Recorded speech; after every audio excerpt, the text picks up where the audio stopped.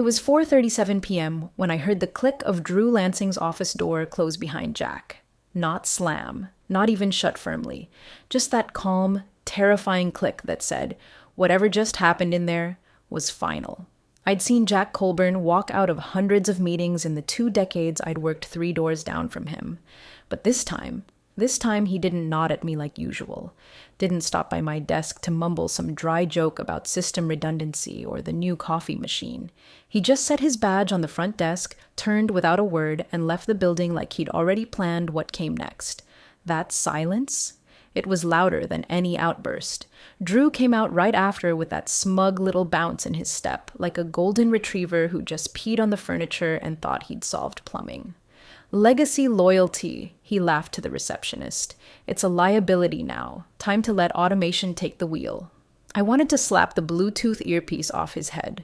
Instead, I turned back to my monitor and stared blankly at a data load chart, heart thudding in a way I hadn't felt since my divorce. If you're already hooked, it'd mean the world to the team if you took 2 seconds to like the video and hit subscribe. Over 97% of folks listen without subscribing, and that one click really keeps these stories alive. Back to Jack. The man was the quiet backbone of the dispatch ops floor. Never one to boast, never one to delegate what he could do faster himself. And Drew, barely 6 weeks into his shiny new role as Director of Operational Efficiency, thought he could scrub out 2 decades of stability with a PowerPoint pitch and a severance envelope. Said we were going full automation, and legacy technicians like Jack were just in the way. He sounded like a TED Talk had a baby with a chatbot. What Drew didn't know, or didn't care to learn, was that Jack's access wasn't just another login buried in an Active Directory tree. Jack held the only live credential for our dispatch interface with the NERC grid.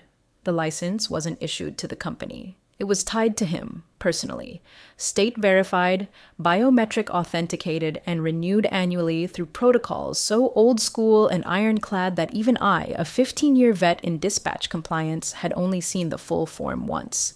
You'd think someone gunning for operational modernization would have reviewed who exactly held the keys to the grid we depended on. You'd think wrong. Drew scrubbed Jack's login that afternoon like it was a dusty file folder and called it a win. I remember watching the IT ticket come through. Retire legacy operator credential, J. Colburn 23. Revoke access immediately. Clean back-end logs.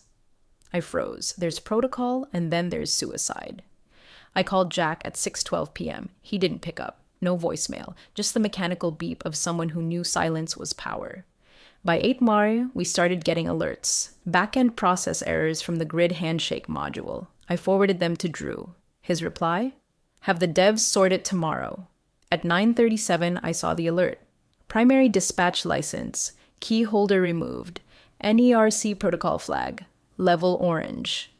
That's when my hands went cold. Not yellow. Not a soft ping. Orange meant we had 12 hours before our credentials expired system-wide. No override, no backup plan. The company never bothered to pay for secondary credentialing. Why would they? Jack never missed a shift. I stared at the error message, my screen glowing in the dark office. I could still see Drew down the hall, laughing into his phone, probably booking a reservation for a mission-accomplished dinner. I almost felt bad for him. Almost. Because somewhere in his overpriced apartment, Jack Colburn was watching the same system. He hadn't deleted a thing. He didn't send a warning. And that silence? That was his final login. Not loud, not messy. Just that same quiet click, echoing through every unsecured system Drew thought he'd conquered. Jack lived in one of those old farmhouses converted into a fortress of habit. Metal cabinets full of paper manuals, a rotary phone he actually used, and a cat named Terminal. That night, he walked in like it was just another Tuesday, shrugged off his coat, and poured 2 fingers of Elijah Craig neat. No hesitation, no pacing, no swearing at the walls like a man who just lost his job. He sat at his desk, glanced at the NERC portal still open on his personal laptop, and did something that scared me more than if he'd gone full scorched earth. He did nothing. No files wiped, no access revoked, no dramatic goodbye email, just a single drag of the cursor across the status bar to check the countdown timer built into the license ledger. 11 hours, 47 minutes. The system would notify the grid operator on its own once the credential fell inactive. He didn't need to lift a finger. Protocol would handle the rest. That was the thing about Jack. He trusted systems built on logic more than people built on ego, and that made him dangerous, especially to people like Drew Lansing, who confused slick rebrands with actual control. Meanwhile, Drew was busy doing what he called legacy clearance. I heard the phrase 3 times that day, like he'd just discovered it on a podcast and decided it made him sound like a commander instead of a kid with a clipboard. He called up IT and said it directly. Clean the stack, get rid of anything tied to Colburn, registry, logs, permissions, scrub it. I watched the techs glance at each other, hesitant. They knew what that meant. But they also knew what happened the last time someone questioned Drew. They nodded, typed, and hit enter.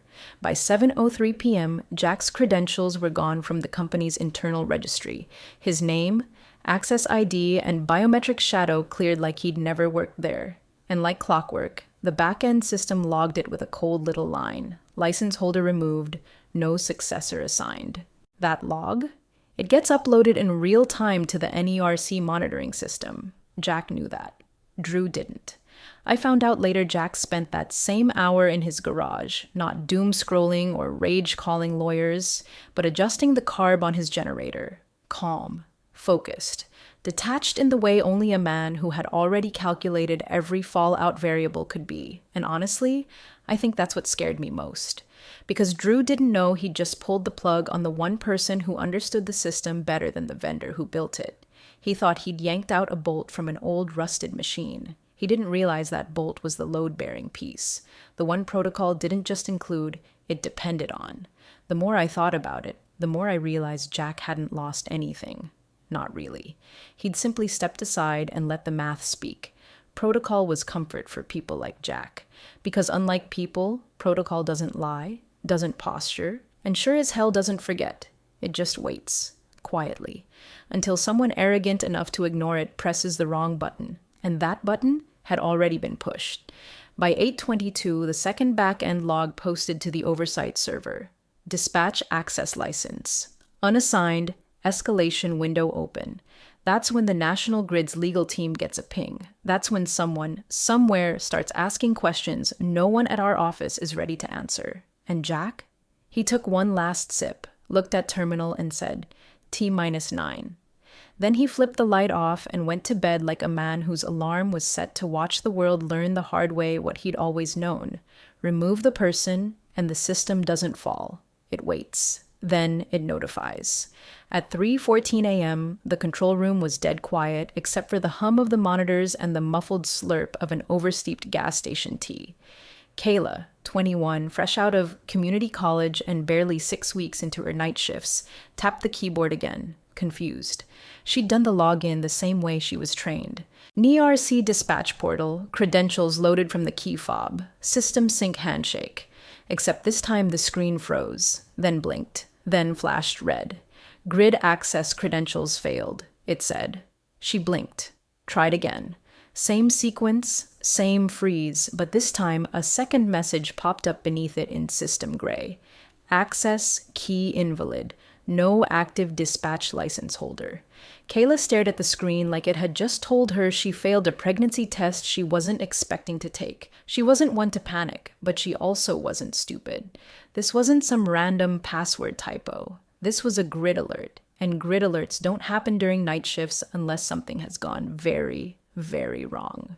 She reached for the emergency binder we all pretend we know by heart, but haven't cracked open in a year. Section 5, Credential Override. Manual dispatch requires license validation through the NERC database. But when she input the override credentials, another block. This one colder, tied to a now inactive biometric signature, Jack Colburn's. The system recognized the ghost of his profile, and then rejected it. Down in DC, or maybe Jersey, or wherever the grid's legal compliance team nests at night, a silent ping was dispatched through the compliance network. The back-end servers flagged the account as license holder removed, no active replacement filed. It was a kill switch built to prevent rogue access or credential spoofing. Jack had set it up himself 5 years ago during a protocol review. He'd even warned management in an email thread, one that I suddenly remembered was buried somewhere under 1,000 Slack jokes about Monday outages. Kayla called her supervisor, Frank. Grizzled, mid-50s, good at Sudoku but bad at not yelling when things broke. He came in like a storm cloud with a mustache, clicked through the panel once, muttered, "This can't be right," then slammed his fist down on the desk when the same lockout screen appeared. "This was Colburn's cert," he hissed. What the hell did they do? He reached for the landline to call Drew. I could hear the ringtone all the way from the dispatch floor. 5 rings, no answer. Because of course not. Drew didn't believe in answering late-night calls. "It's called delegation," he'd said once. "If something breaks at 3 a.m., it can wait till 7. Not this. By 3:27, we were officially offline from dispatch. That meant we couldn't issue load adjustments, couldn't reallocate demand across the network, couldn't throttle or reroute capacity, and without that, we couldn't maintain regulatory compliance, which meant the next call wouldn't be internal. It'd be from the national grid operator, and right on cue, they got it. I wasn't even on shift, but my phone buzzed around 3:40 with a subject line that froze my blood. NERCI Level 2 Credential Alert. Immediate review required. I opened the thread and saw the log trail. All of it pointed to one thing: no license holder, no dispatch authorization, and 0 fallback. Jack had walked out with more than his badge. He walked out with the grid's trust. And back at his place, that old farmhouse with the creaky porch and the cat who hated everyone but him, Jack was still asleep, probably dreaming about nothing. Maybe dreaming about the time Drew said, "This system runs itself now." And maybe, just maybe, that dream ended with Jack smiling. Not because the system failed, but because it did exactly what it was built to do when handled by the wrong hands. It shut the hell down. By the time I stepped into the building at 7:06 a.m., there were 3 suits in the lobby who didn't belong there. Legal, compliance, and some rattled guy from regulatory risk who looked like he'd aged 10 years between the parking lot and the badge scanner. Everyone was pretending things were fine, but the hallway silence told another story. You could smell the panic under the fresh coffee. Bitter, stale, desperate. The dispatch floor was chaos wrapped in buzzwords. Frank was red-faced, flipping between error logs and the override binder. Kayla was near tears, being consoled by the admin who usually only dealt with birthday cakes and toner orders. And Drew? Drew finally showed up around 7:23, hair perfect, ego dented, holding a cold-pressed green juice like we were all overreacting to a minor Wi-Fi hiccup. "What's the issue?" he asked, tossing his blazer over a chair like we had time for theatrics. Frank didn't even look up. "We've been locked out of the ERC panel since 3:14 a.m. Colburn's license was the only active credential. No backup, no override, and no one told the grid he was gone." Drew blinked. "Okay, so can't it just, re-add him?" That's when Sandra from compliance lost it. "Jesus Christ, Drew. This isn't a fucking Slack account. It was a federally verified, state-licensed credential tied to biometric data and independent vetting. You can't just re-add someone like you're updating a spreadsheet." He blinked again, slower this time. Sandra didn't stop. "Reactivation triggers a 2-week federal vetting process. Fingerprints, retina scan, live identity confirmation. You fired the only person authorized to dispatch real-time load adjustments for this company, and now we're non-compliant. Do you understand what that means?" To be fair, he didn't. He tried to blame IT, tried to throw it on Jack, said maybe Jack should have documented better, maybe someone should have known his access was personal, not corporate. The way his voice climbed half an octave with each excuse made me want to shove a printout of the NERC protocol in his mouth. "You mean to tell me," the COO barked from the doorway, he must have arrived during the shouting, "that no one knew the license wasn't company-owned?" Everyone looked at Drew. No one spoke. That silence? It was the sound of oxygen evacuating his career in real time. "I just assumed—" The COO cut him off. "Assumed? You assumed on a federal compliance asset?" Drew's face did this thing where the corners of his mouth twitched, like he wanted to smirk but realized the room had turned into a firing squad. Look, it's just a formality. I'm sure we can ask him to reinstate. He's not answering, I said, arms crossed, voice flat.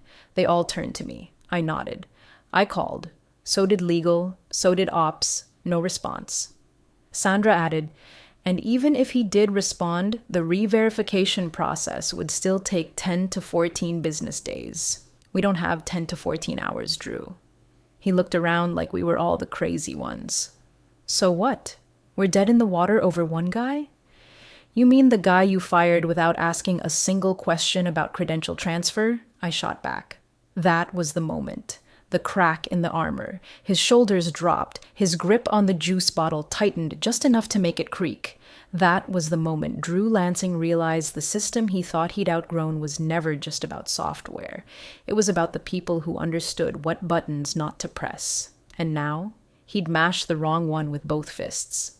The COO's voice dropped into something colder than corporate rage. It was disappointment.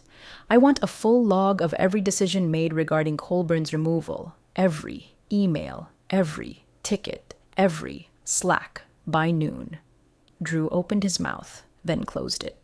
Sandra added, You also might want to clear your afternoon. The state regulator's office just scheduled a call. I sat down at my station, heart still thumping, but finally steady. It was starting. The unraveling. The reckoning. The part where the new guy realized the old system never needed protection. It just needed to be respected. And Jack? Jack was probably halfway through a second cup of black coffee, reading the morning paper while the world he used to run tried to remember how it even worked. Jack didn't even flinch when the first call came through. It was 8:03 a.m., and his phone buzzed twice before falling silent on the kitchen counter next to a folded copy of the Toledo Blade and a skillet of eggs cooling untouched.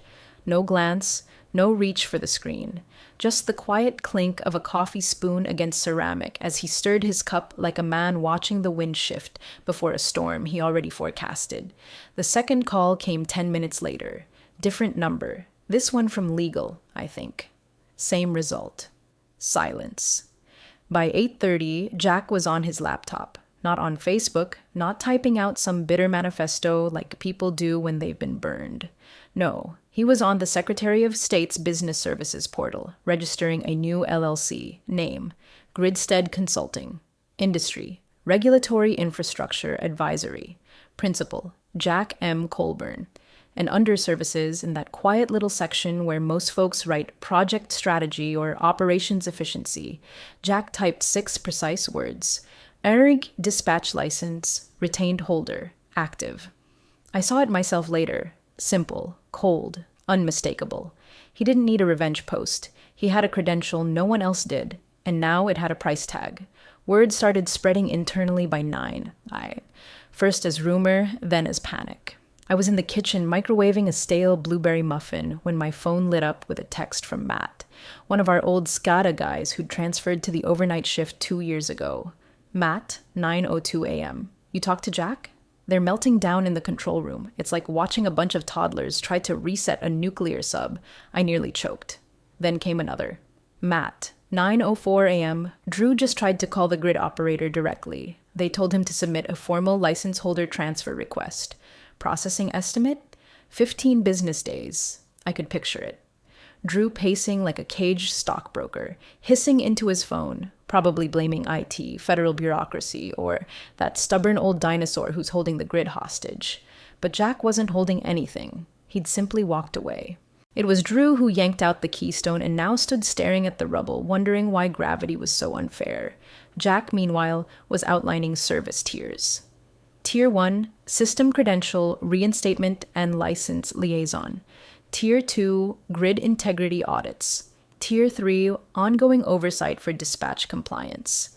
Each came with a flat-rate consultation fee and a non-negotiable clause.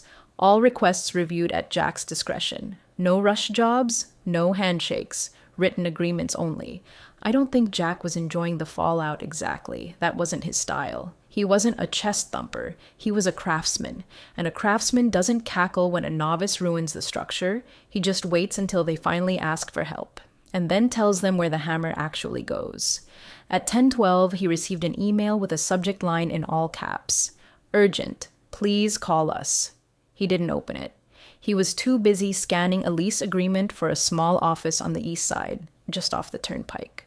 Good parking, fiber internet, 2 private rooms, enough space to take meetings, to consult, to return, not as a worker bee, but as the one holding the master key they tried to throw away. And somewhere in a building that used to hum with quiet control and quiet confidence, Drew Lansing was finally learning the difference between automation and authorization. One can be programmed. The other walks away when you forget who gave it to you. By noon, we weren't just in trouble. We were operationally paralyzed. Grid status showed our region in a soft lockdown, meaning we couldn't make a single real-time adjustment without violating federal protocol. The system that had quietly pulsed for years under Jack's fingertips was now a blinking red corpse, incapable of responding, rerouting, or recalibrating. And the worst part? We couldn't even lie about it. NERC had already flagged us as non-compliant in the National Dispatch Registry. We were a black hole on the grid, visible to every utility partner in a 1,000-mile radius. The only thing keeping the lights on was borrowed bandwidth. We had to start rerouting load balancing through neighboring energy providers, who charged us like we were holding them at gunpoint. Emergency pricing clauses kicked in immediately, $128,000 an hour to keep 3 counties from browning out. Drew tried spinning it as collaborative grid buffering, but everyone else just called it what it was. Hemorrhaging. I was pulled into an emergency call with finance around 1:30, and the look on the CFO's face said it all. We budgeted for winter spikes, she said, voice tight, not executive hubris. And just when it couldn't get worse, it did. Quarterly earnings call, investors, analysts, the whole PR polished song and dance. Except this time, instead of showcasing growth metrics or innovation talking points, our CEO, Robert Talcott, normally composed to the point of robotic, was sideswiped live on the call by an off-script question. Can you explain why a mission-critical dispatch license was held by an individual employee rather than the company? Silence. Actual, dead air silence. Robert fumbled, stuttered, glanced sideways at someone off screen, probably legal. It appears there was a breakdown in protocol management. The credentialing structure wasn't migrated during operational transition. Translation: we fired the guy who had the keys and didn't check if there were spares. Another analyst chimed in. And this operational disruption, how long until dispatch compliance is restored? More stammering. Then a third voice, sharper. Is it true you've had to rely on external providers to maintain load integrity at 6-figure costs? That's when the CEO's smile died. The glossy mask slid off like wet paint. I watched it unfold on the company livestream feed, sound off, reading every micro-expression. His jaw clenched, nostrils flared, and in the span of one question, the myth of modern efficiency shattered. And Jack? Jack was sitting in the back booth of a diner off Route 23 eating corned beef hash like it was Sunday morning. He had his laptop open, but wasn't typing. Just watching. Watching the live transcript scroll across the investor call window while executives tried to explain away the fact that a single man had walked out and taken the company's operational spine with him. The waitress topped off his coffee. He nodded politely, tipped extra. Outside, the company's crisis PR team was probably drafting a statement about temporary credentialing transitions or unexpected infrastructural handovers. But inside that diner, Jack just refreshed the Gridstead Consulting homepage once. Site views up 2,300%. He didn't smile, didn't gloat. He just checked his voicemail, 8 messages now, and ignored everyone. Because when the machine stalls, you don't blame the wrench, you look for the mechanic. And Jack? He wasn't taking calls. Not until they learned how to speak to the man who built the system they thought they owned. By Thursday morning, the executive floor finally admitted what the rest of us had known since Monday. Jack wasn't coming back for a handshake and a fruit basket. He didn't want apologies. He wanted leverage, and now he had more than we could count. Legal moved fast, for once. A junior associate named Kara, pale and sleepless, drafted a proposal within hours. $20,000 retainer, 6-month contract, part-time advisory role, no back pay, no acknowledgement of prior wrongdoing. The kind of deal you send when you still want to save face in front of the board while pretending the fire isn't already halfway up your pant leg. They sent it to the email listed on Gridstead's contact page. He didn't reply immediately. No, Jack waited until the end of business hours, just late enough to ruin someone's dinner plans. His response? A single-page memo, no salutation, no sign-off, just bullet points, typed in that same courier font he'd used since Windows 95. Line 1, not enough. Line 2, here are my terms. It read like a ledger of consequences. 2-year exclusive contract. Full authority over all dispatch system access designations. No Drew Lansing. Not on calls, not on site, not in emails. Title, Director, Grid Integrity Systems. Every system override requires my digital signature. Period. Payment terms, upfront. No negotiations. At the bottom, he included a timestamp. Proposal expires in 48 hours.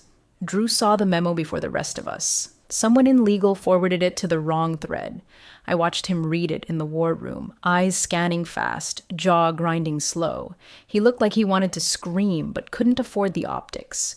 So he did what men like Drew always do when they realize they've lost the high ground. They tried to posture. This is blackmail, he snapped. He's holding us hostage. I wanted to say, no, Drew. You hijacked a plane you didn't know how to fly. Jack just owns the landing gear. But I kept quiet. The COO didn't. Save it, he barked. You fired him without reading a single credential. You think this is blackmail? This is a receipt. At that moment, Drew was already halfway gone. HR wouldn't say it out loud yet, but his badge wouldn't scan by Friday. Everyone knew. Even Drew knew. You could see it in how he started taking conference calls from his car. Meanwhile, Jack's memo got forwarded to the board. I heard the chairman's assistant whispered something like, well, at least he's offering terms. That's the thing about power. It doesn't need to shout. It just needs to give you a deadline. By 2 p.m., legal sent back a revised draft. All Jack's terms included, none contested. A few fluff lines added to preserve corporate ego, phrases like mutual strategic collaboration and realignment of legacy infrastructure. But the bones were his, entirely. When I passed by Drew's glass office later that day, it was already half empty. A cardboard box sat next to his desk. His framed degree from Wharton was gone. So was the standing desk he insisted we all needed. Downstairs, I got a text from Matt on the dispatch floor. Matt, 2:41 p.m. Word is, Colburn's coming in next week, not as staff, as architect. I typed back, not architect, gatekeeper. Jack didn't gloat. He didn't leak to the press or post vague LinkedIn sermons about karma. He just responded to a broken system with the same thing he always gave it, a clean blueprint. He knew they'd say yes. Because when the house is on fire, you don't negotiate with the man holding the hose. You ask how much water costs, and pray he's still willing to sell it. Monday morning, 8:56 a.m., the lobby was so quiet you could hear the badge scanner beep all the way from reception. Everyone had been whispering about it since Friday. Some didn't believe it. Some were praying it was true. Most were just afraid to ask aloud. And then the elevator dinged. The doors slid open, and Jack Colburn stepped out. No suit, no tie. Brown leather jacket, button-down shirt, jeans that looked older than our last 5 interns combined. Visitor pass clipped to his belt. That was the first signal. He didn't need to scan in. He was let in. No fanfare, no parade. He didn't stop at the front desk or wave at anyone in passing. He just walked with that same slow, steady gait, like every step had already been planned 3 moves ahead. I stood near the hallway by dispatch, just far enough to watch the whole thing without making it obvious. He passed by Drew's office, didn't look in, didn't pause. If he noticed the box of belongings already stacked inside, he gave no indication. The door was cracked open, light off, as if even the room had given up pretending Drew still mattered. Jack reached the dispatch floor and moved with the precision of someone who still knew where every breaker, port, and workstation lived, even after 6 weeks away. Frank nodded at him, wordless, then stepped aside like a soldier yielding to the commander who actually won wars. Jack walked to Terminal 4. That was his old station. Still unclaimed. He sat. pulled out a small hard case from his satchel, popped it open, and removed his token key, inserted it. Then came the breath hold. The NERC panel flickered once, then twice. The cursor blinked. Then, authentication recognized. Dispatch authority, Colburn, JM status, verified. Grid access restored. The control room exhaled like a single body. For the first time in days, the load balance graph began to move in real time. Control bars unlocked. Manual inputs turned green. Access logs updated across the system. And in the upper right corner of the interface, beneath the system integrity watermark, one new line appeared. Override authority, Colburn, signature required. Not optional, required. Nobody cheered. Nobody clapped. We were past the era of celebratory cupcakes and passive-aggressive welcome back balloons. This wasn't about office politics anymore. It was about infrastructure, survival, the thing we all depended on running again, not because a new system came online, but because the old one had been rebuilt correctly. By noon, the internal memo went out. Effective immediately, Drew Lansing is on executive leave pending operational review. No explanation. No thank you. Just the digital equivalent of a trap door sliding open under someone who thought PowerPoints outranked protocol. Jack never asked for that part. He didn't need it. Around 1:15 p.m., I saw him standing by the break room sink, rinsing out a ceramic mug that hadn't moved from the top shelf since the day he left. He poured fresh coffee, no cream, no sugar, and sipped like he wasn't watching an entire building relearn who actually kept the lights on. I asked him quietly, "So, back for good?" He looked at me, calm, not smug, just settled. "Back for the grid," he said, "not the bullshit." And that was it. No big speech, no petty remarks, just one man sitting back down at his console restoring order in the most dangerous way possible, with silence. Because the best revenge isn't loud, it's logged. Exactly 31 days after Jack walked back into the building with a visitor pass and fixed the mess in less time than it took legal to rehearse an apology, a company-wide email dropped at 9 a.m. sharp. Subject line: Organizational realignment. Infrastructure integrity. It was sanitized, of course, polished by PR and run through no fewer than 5 executives terrified of admitting what really happened. But the truth was sitting right there in the second paragraph, tucked between a sentence about forward-facing governance measures and restoring stakeholder trust. We're pleased to announce the formation of a new internal compliance and integrity arm, led by Jack Colburn, Director of System Integrity. I read it twice. Jack Colburn, not technician, not advisor, not contractor, director. His role wasn't just cosmetic, it came with real teeth, dispatch authority, oversight of all operational infrastructure, and most importantly, a direct regulatory liaison seat with NERC. No more middlemen, no more Drew types using buzzwords to hide incompetence. From now on, if anything touched the system, it touched Jack first. And the system, still automated, still fast, still sleek. But now, every override, every root access, every credential renewal went through one gatekeeper. Jack's key. Not a badge, not a login. A biometric signature that couldn't be copied, shared, or socially engineered. I heard murmurs from legal that when the grid operator was briefed on the new arrangement, they replied with a single sentence. About time. What struck me most wasn't how fast everyone adjusted. It was how silently they did. There were no complaints, no whispers of overreach. Just a quiet understanding that the system had failed not because it was old, but because someone young thought it could run without memory. I passed Jack in the hall last week.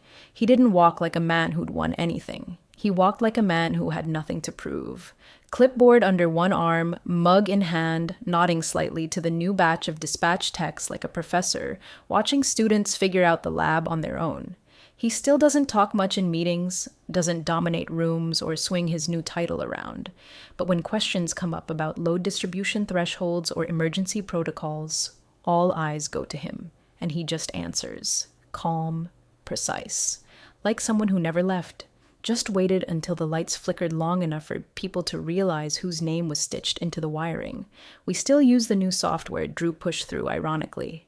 It works. Jack never opposed upgrades. He just didn't trust toddlers with dynamite. Now, whenever a high priority override needs to go through, there's a pause. A prompt appears, a single line of text. Override requires Director Colburn's signature.